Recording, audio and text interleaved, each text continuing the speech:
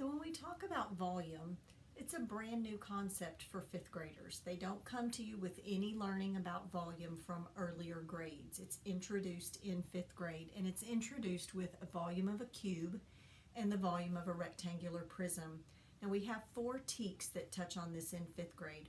We have 5.4G, which is the TEK that says using concrete objects and models, develop the understanding of volume. So that's not where we're going to hand them a formula and say go for it. We want to develop that understanding through models.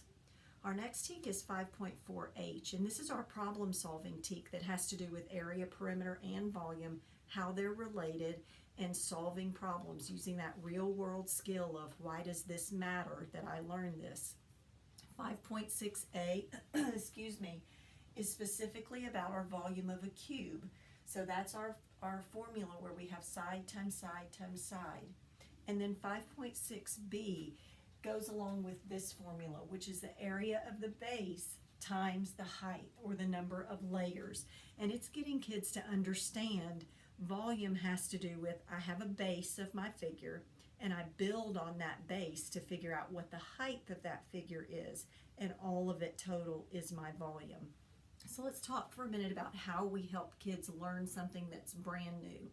So there's a reason that 5.4G says that we're using concrete objects to develop that understanding. And then it says pictorial models.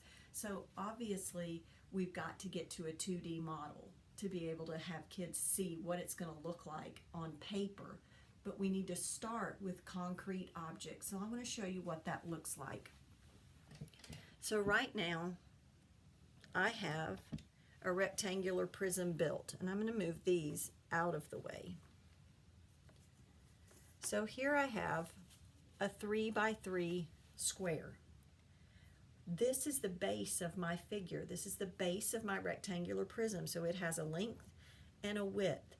And if I'm thinking about that formula that I'm trying to develop their understanding of, I need them to understand that this is the base of my figure. This is the bottom, my length and my width. Now, while you're talking about that, I want you to make sure you're helping kids understand that a length does not have to be the long side, and the width does not have to be the short side. This does not have to be the length. This does not have to be the width.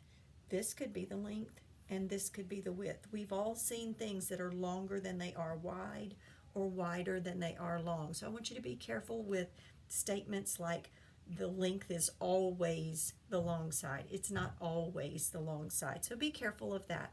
But understand that this is the base of my figure, and it has an area, length times width, so the area of my base would be 9. And then the volume, which is just the amount of cubic units it takes to completely fill a space, is how many layers that I'm adding on top. So I have 2 layers now. Right now, I have a volume of 18. 9 and 9 more, or 9 times a height of 2.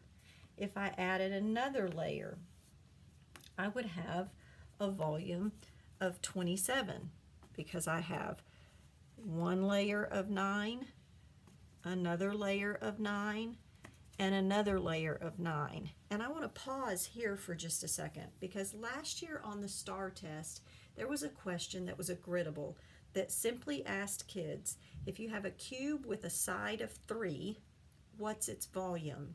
And I think we were all surprised at how low we scored on that question, because if you ask any kid in 5th grade, they can tell you that a cube has sides that are all the same length. But when it was tested, they did not apply what they knew about a cube to volume.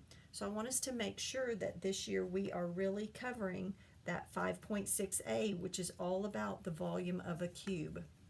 So as we've been looking, every time I add another layer, I've changed the height of my shape.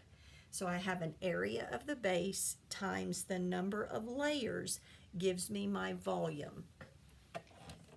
So if we look at our 2 formulas for a rectangular prism, that's the top 2 formulas over here. I have volume is area of the base times height, which is what we just looked at. The area of the base was 9. times a height of 4 would be 36. This is the formula that we're all most comfortable with. It's what we learned when we were in school, length times width times height. So now we have two formulas that we have kids being familiar with, and the reason we do that is in future grades, length times width times height doesn't really help them as much when you're talking about non-standard figures. So if I wanted to find the volume of a parallelogram, I've got to know about the base and how many layers there are. So that's the formula that we're building the understanding of in 5th grade. Every 3D figure has a base. If I find the area of that base times the number of layers, I have the volume. So a lot of times you'll see this tested with a picture of the base, and then they're told what the height is or how many layers there are. That goes specifically to our 5.6b TEK, which is area of the base times the number of layers. So I need kids to understand that volume is the capacity of something in cubic units where there are no gaps and no overlaps, how many cubic units will fill that space. We talked about at the C&P a fun way to let kids explore and develop some understanding of this volume idea. You can go look on this shared drive in the C&P notes from the chart that we made. But what I challenge teachers to do at the C&P is build me any rectangular prism you want that has a volume of 18 and then stand when you're done. So everybody did, they stood up, and I recorded, tell me the dimensions of the base and tell me your height or tell me your number of layers. And if somebody says the same one you built, then sit down. So I did that until we had all of them recorded in the room. And then I challenged them and I said, so now tell me, see if you can build one that's not on our chart. Are there some that aren't on our chart? Can you know if we have them all on our chart or if there are more? And so we talked about some ways that you could have kids build some more, that you could explore and try to figure out, do we have all of them? Can you know if you have all of the possible rectangular prisms with a volume of 18 listed? And we talked about this being a great activity to let kids explore the relationship between the area of the base and the number of layers, right? So we need them to explore that to develop their understanding of volume. Now, I suggested when we talked about it at the C&P that you consider if you don't do 18, there are plenty of other volume numbers that you could pick, but you need to pick one that has lots of options so they get the chance to explore and see the variety of answers that they get. 18 is a great one, 24, 30, volume of 36. Any of those have a lot of possible answers that kids could be building. You just have to decide how many cubes you want to have out in your room while they're all building this. But I definitely want to encourage you to have them build it and explore. That's how they're going to develop that understanding. And then remember, once they've developed that concrete understanding, you do need to move to the pictures on paper of a model. And all of that needs to happen before we worry about what's the formula, right? We want them to develop the understanding of the formula before we just hand it to them.